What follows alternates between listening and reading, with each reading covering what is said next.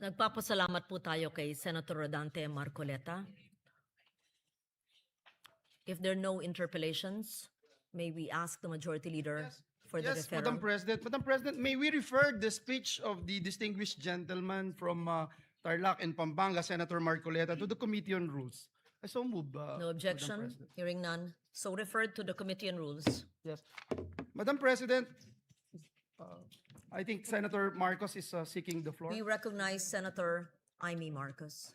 What's the pleasure, Thank you. I'd like to make a privileged speech as already reserved from last week. Is this, Madam President, a privileged speech or a question of personal and collective privilege? Because Personal we have and yet, collective privilege. we have yet to Yes. dispense with, proceed to the reference of this. If it's a question of privilege, we will Yes. accede, Madam President. Yes, I rise on a matter of personal and The collective good lady privilege. senator has indicated that she's rising on a matter of personal and collective privilege. We recognize once again Senator Amy Marcos. Thank you very much. Magandang hapon po, Madam President, our Majority Leader, the ladies and gentlemen of the Senate. I rise today on a matter of personal and collective privilege to address a pressing issue of utmost national importance. For far too long, our Filipino people have been left uncertain, confused, deliberately kept in the dark regarding the true intentions behind the continuing and increasingly belligerent efforts to upend the new Senate leadership and, worse, to amend the Constitution. The Filipino people deserve clarity. The Filipino people deserve honesty, and above all, the Filipino people deserve at least the truth. Madam President, today I will not rely solely on my own words. I will present before this chamber a short video containing documentation, footage, and statements directly connected to the ongoing efforts toward term extension and charter change. With your permission, therefore, may we now direct the technical team to play the video presentation. Bakit nagpalit ng liderato sa Senado? May I be allowed to humbly move to declare all seats vacant, Mr. President? With 13 affirmative votes, 10 negative votes, and 1 abstention, the positions in all the positions in the Senate is hereby declared vacant. Bakit ito nilusob?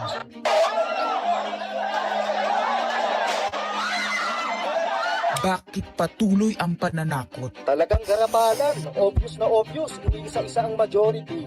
Bakit may panggigipit? Pinakakasuhan ng Ombudsman si Senator Rodante Marcoleta ng plunder at indirect bribery. Bakit may pambabaluktot ng kwento? Nililito nila ang publiko. Ang kainan ay naganap alas 4 ng hapon. Ang barilan alas 7. Nagmamalaking lang may nangangamusta. Si Camille Villar ang unang nag-update. Saka sila nagsi-reply. Last convo, 4 p.m. Next chat, 10 p.m. Bakit may demolition job? Bakit may pait? Bakit hindi matanggap? Napakaraming bakit. At narito ang mga sagot. Pero bago ang katotohanan, wasakin muna natin ang kasinungalingan. I, Alan Peter Shram Cayetano, having been elected to the position of Senate President, Hindi nagpalit ng liderato para sa impeachment. Hindi totoo ang pinapakalat ng mga nabulaga. Ito this time, medyo nagkabulagan. Ang impeachment ay labanan ng numero. Hindi ang mga Duterte aligned ang dapat mangamba, kundi ang mga sa umpisa pa lang ay may hatol na. Ang sinasabi, sir, ng ibang mga kritiko, itong Senate leadership shake-up ay tungkol lang daw sa impeachment. Lahat na i-connect. As I told you, may 12 kami. Si Bato is 13. So kahit nawala naman siya, ang pinag-uusapan dito is whether or not you will be able to get 16 votes. Hindi siya ang pagmumulan ng 16 votes. Wala siya doon eh.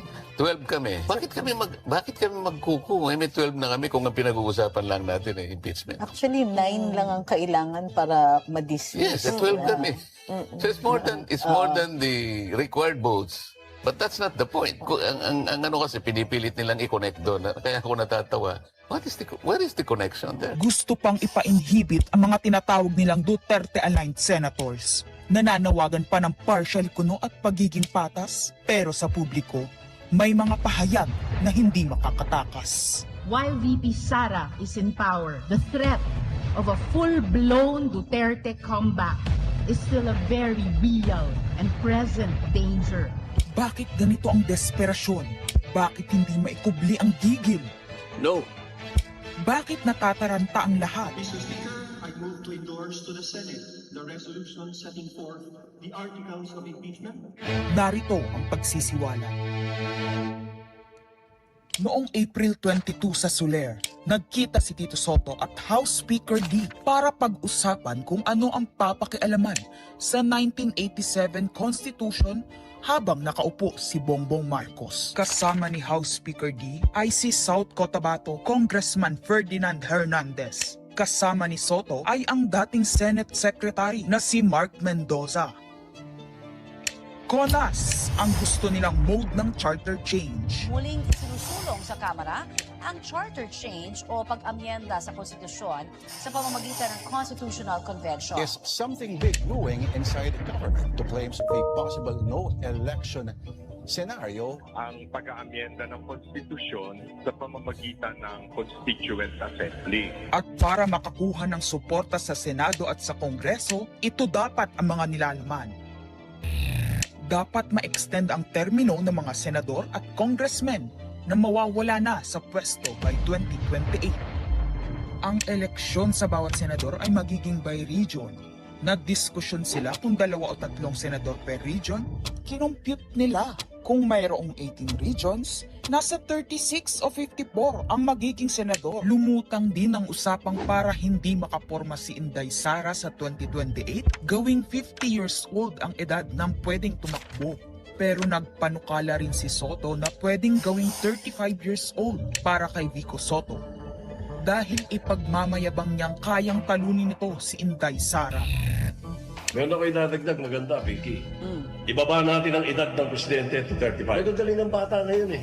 Magagaling eh. Ibigay na natin sa mga kabataan na pagpatakbo nitong bansa. Baka puro matino pa mailagay natin. Baka sabihin nila, Senator Soto, this is to siguro allow your nephew, ba, si Vico, na tumakbo. Sabi ko na maging qualify. Sabi ko na mag-iisip sila ng gano'n. Hindi ko naisip si Vico ron.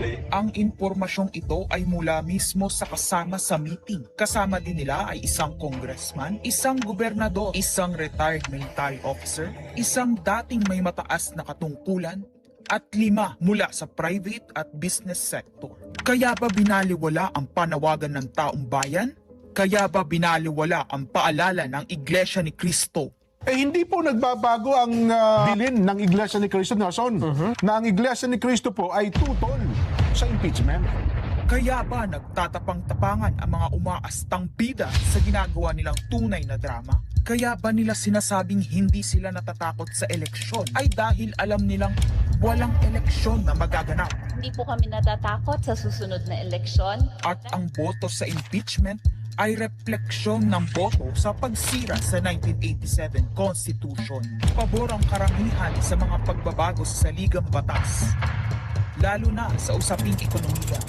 Ngunit kung papakialaman ng iilan ang konstitusyon para maghari-harian at para sa pansariling kapakinabangan, makapwesto ng matagal o mailuklok ang kamag-anak, humanda kayo sa galit ng bayan. Ang pagpapalit ng liderato sa Senado ay hindi kakaiba.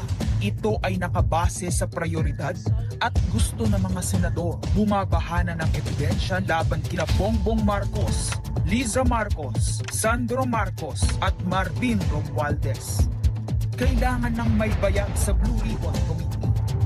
Ipinangako na sa mga korap na mambabatas ang perang malilikom sa 2027, 2028 national budget. Dapat pigilan.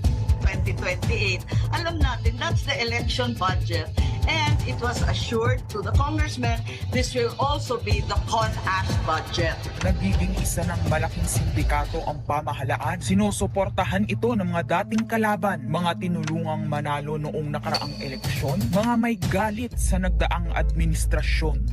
Lahat sila kasama ng pinakamalaking troll farms at ilang bahagi ng mainstream media ay pinagagana ng 2 bagay.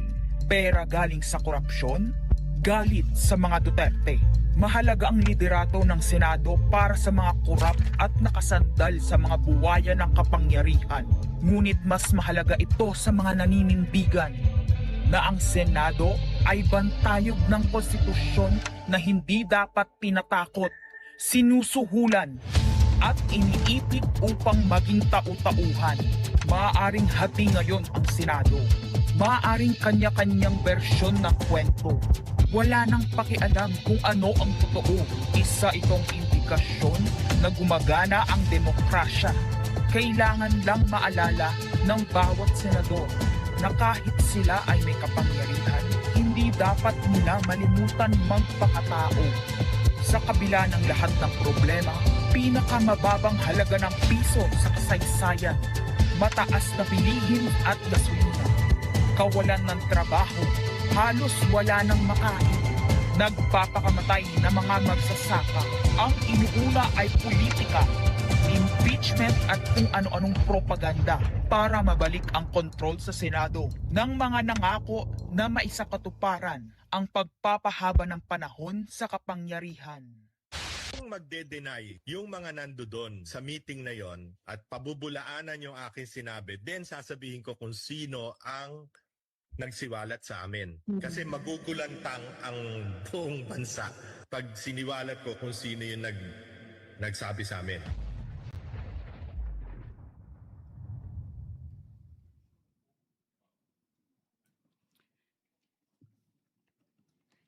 Impeachment, no elections, term extension.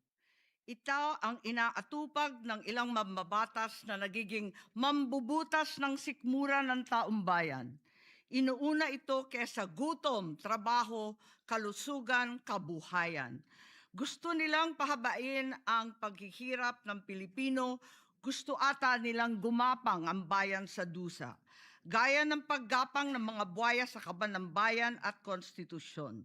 Ginoong Pangulo, Ginang Pangulo, hindi ko inaakalang aabot sa punto ng buhay ko na ako, isang Marcos, magtatanggol ng 1987 Constitution, isang saligang batas na isinulat laban sa aming pamilya. Pero sa huling pagbisita ko sa libingan ng mga bayani sa puntod ng aking ama, pinaalala ako ng mga katagang nakasulat sa kanyang himlayan, Pilipino.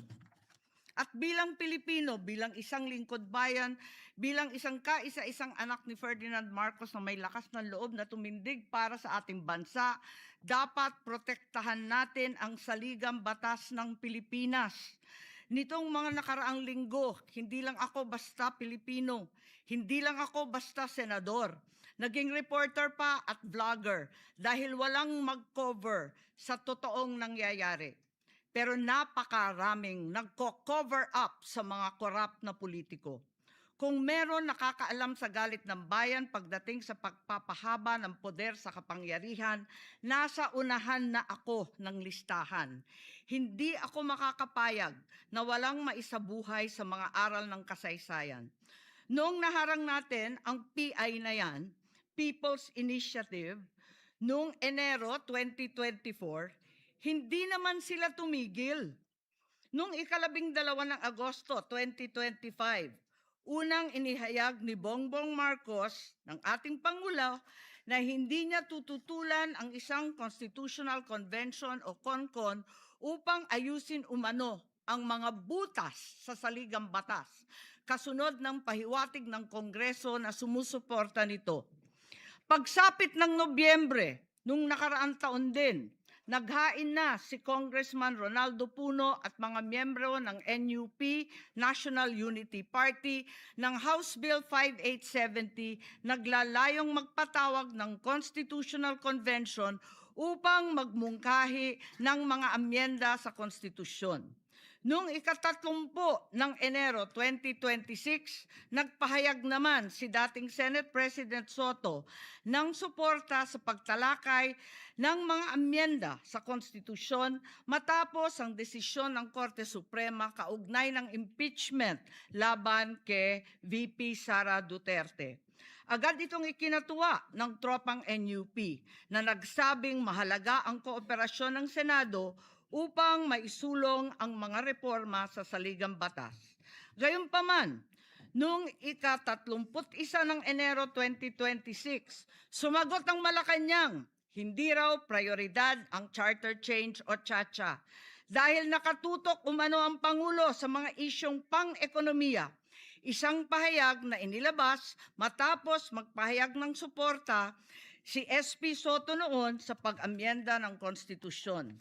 Sa gitna ng debateng ito, naghain noong ika-7 ng Pebrero 2026 yung dating ARTA, Rabindranath Kilala, ng isang radikal na panukala, buwagin ang Senado, pati na rin ang Kongreso at lahat ng lokal na sanggunian, paltan ng isang National Legislative Assembly, maari umano makatipid ng hanggang 1 trilyong taon-taon. Nung nakaraang buwan, formal din hinikayat ni Congressman Puno at ng NUP ang liderato ng Kamara na simulan ng pakikipag-usap sa Senado hinggil sa charter change sa pamamagitan ng Constitutional Convention. Ginamit pa nila ang pagiging bukas ni SP Soto sa constitutional amendments bilang oportunidad para sa koordinasyon ng dalawang kapulungan. Sa huli, noong ika-14 ng Mayo 2026, mariing itinanggi ng Malacanang ang akusasyon ni Senate President Alan Peter Cayetano na sinusubukan ng palasyo pahinain ang Senado. Binigyan diin ng palasyo na hindi pinag-uusapan ng CHA-CHA at inulit ang pananaw ng Pangulo na hindi ang pag-amyenda ng saligang batas ang sagot sa kasalukuyang problema ng bansa. Ngunit hindi ito ang nangyayari sa labas ng palasyo. Ang NOEL at term extension ay buhay na buhay sa mga patay na patay sa kapangyarihan. Pagkat sa kasalukuyang ika-20, ika-20 Kongreso, maraming panukalang naglalayong baguhin ang konstitusyon. Mula sa House Bill 368 ni Congressman Abante na nagsusulong ng CONCON hanggang sa resolution of both houses number 1 ni Congressman Garbin. Sinundan pa ng resolution of both houses number 2, naglalaman ng mungkahing ibaba sa 35 anyos ang minimum age requirement ng presidente at ang vice-presidente 30 ang edad. Bukod dito, Congressman Richard Gomez naghain ng resolution number 3 upang amyendahan din ang Constitution. Meron pang resolution number 4, nagmumungkahi gawing 3 taon na lamang, 3 magkakasunod na termino ang panunungkulan ng mga senador. Nariyan ang House Resolution 460 ni na Congressman Oreta, Congressman Remulla, Congressman Daza at iba pa na bibigyan linaw daw ang kahulugan ng forthwith sa impeachment. At mula noong Abril, habang hinihikayat ng mga congressman na bumoto sa impeachment, malakas ang ugong ng NOEL sa 2028. Lumutang na rin ang mga detalye. Magte-term extension ang mga congressman at madadagdagan ng 3 taon na mananatiling nakaupo sa pwesto hanggang 2031. Ganon din, 2028. Ganon din ang mga senador, pati ang Pangulo, hanggang 2031 na raw. Kung may eleksyon man sa 2028, sa lokal na lang. Kaya, Visayas o Mindanao ka man, suportado ng iglesia o hindi, walang problema dahil walang eleksyon. Kaya ang tanong ngayon, ayaw ba talaga ng palasyo sa CHA-CHA o kunwari lang? O talaga bang wala ng respeto sa Pangulo? Bukod kay Lito Banayo, napakarami kong sources patungkol sa mga meeting na naganap para sa isinusulong na Constituent Assembly o CONAS. Mga kalipunan ng mga politikong hindi nananalo sa mga matataas na posisyon, inaambisyon nila. Kung hindi kayang manalo sa boto, baguhin na lang ang konstitusyon. Noon pa man, hindi ako naging hadlang sa pagbabago. Kumpara lamang sa ekonomiya at ikagiginhawa ng buhay ng Pilipino. Pero magagaling ang mga buwaya. Tahimik na gumagapang upang malamon pati ang konstitusyon. kung nagsisinungaling ang mga nagsumbong sa akin. Kung sasabihin kasinungalingan ang sinabi ko ngayon at ang pinalabas, hinihikayat ko ang mga senador ngayon sa ating bulwagan. Ipangako natin sa taong bayan na may eleksyon sa 2028 mula sa presidential hanggang sa lokal. At Madam President, magiging masaya akong mapatunayan na mali ako dahil ibig sabihin nun, mananalo ang tama. In the interest of time and that this chamber may proceed with its scheduled legislative business, I will not entertain any interpellations at this juncture and would rather allow the facts in the video as well as confronting this nation to resonate fully with this chamber and the Filipino people. I urge this body to look deeply into what we have witnessed today, act with vigilance, courage, and fidelity to the Constitution we swore to defend. Maraming salamat po.